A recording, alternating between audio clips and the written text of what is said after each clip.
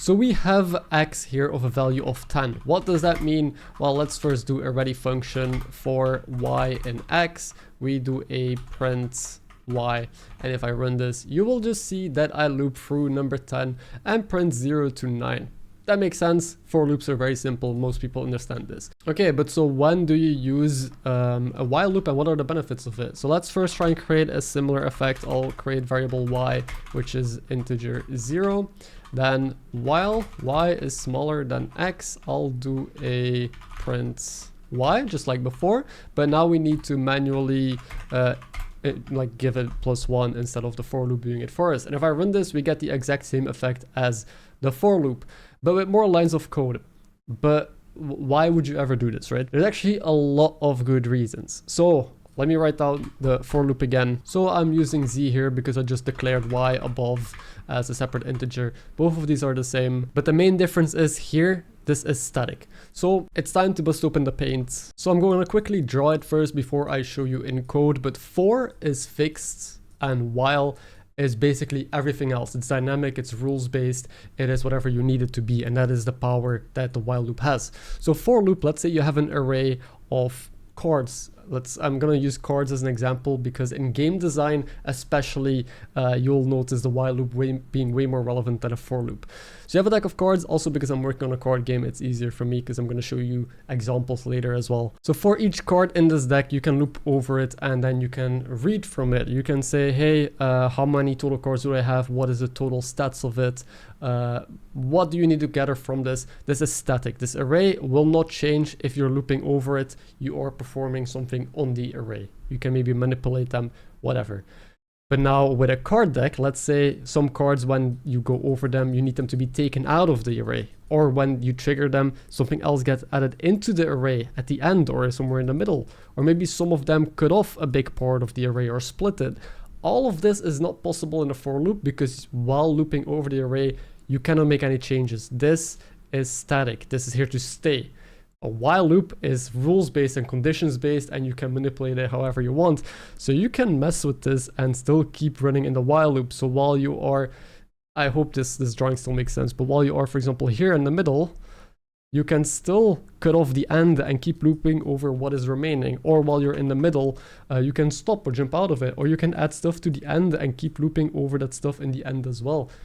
You can do whatever you want. That is the power of the while. And that is why in game design, it's probably way more relevant than a for loop, and why you rather have these 2 extra lines here in the while loop instead of the for loop. Now you'll also see I introduced another variable, which is very often going to be the case when you loop over while, because you need a condition. You can see the math operation here. You need something to be true or false in order to loop. So let's go over a few concrete examples, and I'll go over my game project I'm working on and show you how I'm using the while loop to perform some really cool actions. The first thing I did was create a object here, a ref-counted object called number. To quickly go over it, it stores an ID, a number, that's it. When you create the object, you can set its number to whatever you want, and when you perform the show, it's gonna print the ID. So if we go back to roots, I'll just create one to show you guys. So I'll do a variable, I'll call it just n, which is a number, is number, whoa, what the fuck is that? It's gonna be the number.new, and I'll pass in 5, and then I'll just do and.show, and this will print the number. So this is a basic object I made because I want to be building an array of objects. So I'll delete this variable and I'll create, I'll just call it array to keep things simple, which is going to be an array of number. It's going to initialize empty, and then I'm going to use a for loop. So whenever you want to populate something with a set amount that you know of, let's say the amount is 20 in this case, then you should always use a for loop because that is static. You know how much you want, use for loop, static. So for x in amounts, you don't even need to use the x here. So in this for loop, the x is irrelevant. It doesn't matter what you use because all I'm going to do is array.append number.new, and I'll pass in something random. I'll do random in range from 0 to 100. So in case you are not following what's happening here, I'm creating a new number and I'm setting the number between a range from 0 to 100, adding it to array. I'll have an array of 20 numbers. If I run this to show you this, Again, here you can see what is happening in the project itself. If you look at our root node, it has the variable array that I defined of size 20 with 20 objects. So this can be resources in your project. It can be enemies. It can be friendly units, can be items, whatever. This one is number 92. This one is number 23. Okay, it works. What do we do now? Well, let's say you want to print out every ID of this. You would use a for loop because we just need to know what numbers I have. So for my number in array, I will do number.show, which is the function I made to print out its number. Now you will see we have our numbers. Okay, this is all still very simple. This is all theoretical, just giving examples. Even if you want to manipulate them, I can do number.id plus equals 300. So I'm just doing simple manipulations to the objects. That is also perfectly fine. But now I want to be removing numbers that are smaller than 50 while I am displaying them to the terminal. How do I do this? And let's say I want to duplicate anything that is above 80. So we're doing both adding and taking away from this array while I want to be showing it in the terminal. Let's get started. First, I'm going to define a new variable, which is usually what I do with these kind of while loops. And I'll call this x again, just to make things simple, and put it at 0. First, we want to mimic the for loop that we had, so we understand how we do that. So while x is smaller than, well, in this case, I need to use the size of the array. Array.size -1, because sizing is +1 of actual indexing. An array starts at index 0, so we're starting index 0 is already at position 1 of the array. So you always need to do array.size -1. Then we just do print, or no, we can just do array, take index x, which in this case starts at 0, dot show, and then we do x plus equals 1. So this will just do exactly the same thing. You will see that it once again just outputs all the numbers that are in the array, because it looks a bit more complex than the for loop, but you take the size of the array, you just print whatever index number you're at, which is at 0, then you go +1, you go to index 1 of the array, index 2. I'll draw it in Paint real quick. Again, this is more of a beginner-focused tutorial, so a lot of these things might be self-explanatory for people who are familiar with these concepts. But in the for loop, we just took the array that I beautifully drew here, and for each one, I'm just showing the number. Hey, this number, this number, this number, right? I'm looping literally over all the elements. In the while loop, I'm not looping over the elements, I'm looping over some random number. So my x is 0, and I'm looping until it is bigger or equal than the size of my array. So that means I start at 0, and then we just look at the first 0 index number in this array, and we print this. Okay, we print this. Then we're gonna put x to 1. So we look at index 1, we print it. Then we go to index 2, we print it. And then at some point we're gonna hit the limit, print it, and then it's gonna realize, hey, you are now bigger or equal to the array size. We break out of this loop. Whoa, okay. So it is a bit more manual effort, but that leads to more flexibility, because now we can start doing our manipulation that I said. So the first thing we need to check is if it is smaller than 50, and then we just throw it out of the array. And I will print that we threw it out, just so we have a clear visual. If array x, so the element at the index number that we're looking at, dot id is smaller or equal than 50, we are just gonna do array dot remove at x. So at the index position that we are right now, just move it out of it. And then we're gonna continue. We do not need to print it to the terminal, because if you remove it, the index number might not exist anymore. It's gonna be printing something else, right? But I will print removed. Well, I need to do this in a string, of course. Removed, and then I just print the number, which might be, okay, I'll explain what I'm doing in a second, but first let me get it down.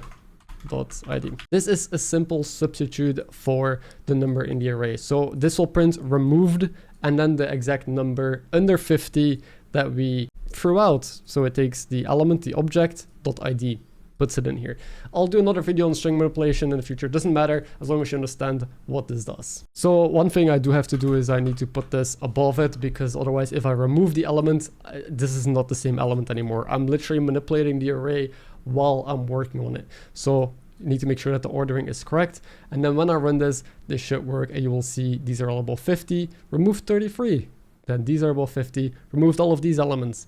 And then if I look at the game project itself, our array now has a size of 12. So while going over it, we've manipulated the size of what we are going over. Now to append the things at the end of the array that is over 80 or more. First, I'm going to do a small optimization because I am using this a lot, this array x element. Instead, I'll just do variable elements, which is going to be the number that we're looking at is array x. So this way I can replace all of this with elements. Okay, and then also here at the end, I'll do elements. So I accidentally added a s there, can remove that. So nice, we're now looking at the element that we're looping over. I guess this is good practice. I would recommend you do this so you don't have to keep retyping array x. So if the element.id is bigger or equal than 80, we want to duplicate it, add it to the end. So we do array.append, and I'm just going to make a new number. And the number value is just going to be element.id.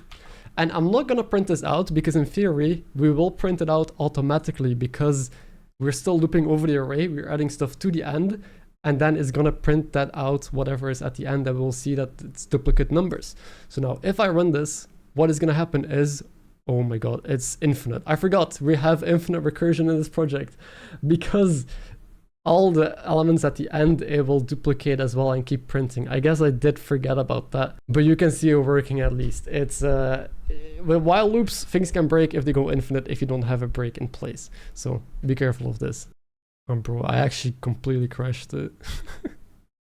Okay, there's many ways you could solve this. You could either add this to like a different array that at the end you're appending or you're changing the number. For now, to make sure it doesn't go infinite, I'll just do number 0 at the end, so we can see how many times it actually added stuff. So we're gonna run this and we will see it removed everything under 50, and we added 5 zeros at the end, which is true because we have 99 twice, 94, 82 and 91, 5 numbers added to the end. So make sure you don't have infinite recursion.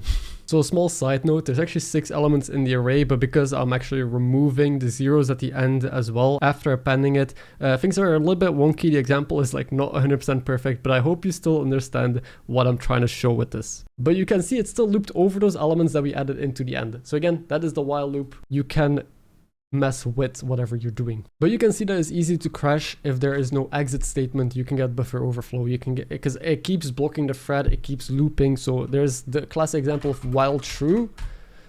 This will run forever until something breaks out of it using the break keyword. So you need a set statement. So while true, you do like print, I'll do a random number in range 0 to 100.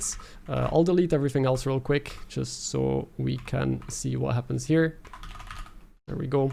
And if I run this, the same will happen. It will crash, it will keep printing numbers forever. So what I'm gonna do now is I'm gonna create a variable x again, surprise, surprise, is equal to a random range from 0 to 100. And then I will go print x, and if x is bigger or equal to 90, I will break. So now this loop is gonna keep running until we actually hit a number over 90.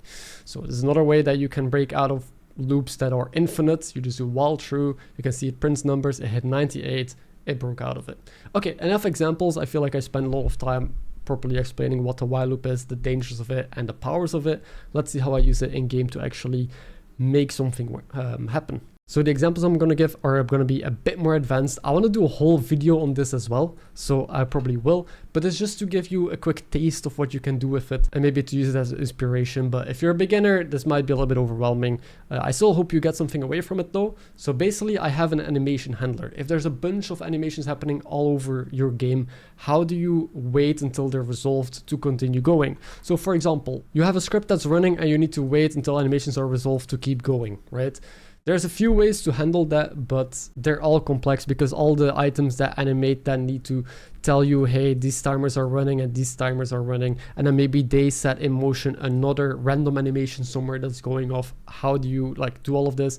That's where the while loop comes in. So I have an animations handlers object that has an animations buffer, which is an array of scene tree timers. If you don't know what a scene tree timer is, it's probably the most like known way to do asynchronous calls in Godot or to wait for your script to execute. So I have my signal bus signal going off here for a certain duration. Then I set a a timer, which is done by get tree, create timer, the duration of the timer, then dot timeout, so the signal of that timer finishing, you wait for that, and then you continue on. So this will wait for start spin duration, which is exactly 0.3 seconds, and then return the OK. So you can call start spin, and you know in 0.3 seconds, you're gonna get a return from this. So you can also call await whenever you do start spin. And you can see I use a lot of asynchronous await calls everywhere. So that way you wait for all the animations to be done. But again, what if the animations are in a bunch of different places? So that's where the animation buffer comes in. I have a simple function call here called add animation. And then from anywhere, whenever I want to perform an animation or I want to wait for a certain amount of time, or I have like a tweener running or whatever, I call this function and I just pass in the time, and what happens is it will create that scene tree timer for me. It will add it to the animations buffer, and then the timeout signal will connect to removing it from that buffer. So whenever the timer is done, gets removed from the buffer. It will also return the timer, so that way I can use it in case I need to use the timer in different scripts or in the script that I'm creating it in. So this by itself is also an asynchronous, or you can use this to create asynchronous calls. So it is very flexible, and this way all my timers are in this one array and they get removed when they're done. So from anywhere in the game project, I can call await animation buffer. Whenever I do await animation buffer, this function call, there is a while loop, which is while the animation buffer is not empty, you're just gonna wait a frame and go again. This is to make sure that you don't block the thread, because this will just go infinite and crash the game as we've seen before. So you always want to wait at least a frame and then call again. And so while animations are running, just keep waiting. And when the animation buffer is empty, when all the timers have expired, you return OK, and we can move on to the next statement, whatever I'm doing. Okay, hope that was not an over explanation. The last example I want to give is a buffer object. It's literally just called buffer, and it is an array of callables. So I have a bunch of cards in this card game that trigger, and they do their own different things. But like I showed in the example, some cards want to add more cards, want to add extra functions to the buffer, wants to remove from the buffer. So I just have a simple buffer in which I store callables, so functions from the cards. It has some other parameters like is it running or not, what is the current action position that I'm in. And so you can do buffer.run, and it performs a while loop, which is while your current action position is not equal to the size. This is very reminiscent of the example I just showed. So while there's still actions in the buffer, you will call whatever action that is, because again, it's an array of callables. Then it will move on to the next callable and keep doing that basically. Very simple, very straightforward. But now while it's running, the callables themselves can create more callables or influence them, or it's very dynamic. It is the power of the while loop compared to the for loop. I hope you enjoyed this, maybe over explanation, but I wanted to be thorough, that you fully understand what you can do with a while loop, what you can do with a for loop, and how you can implement it in your game. Thank you for watching.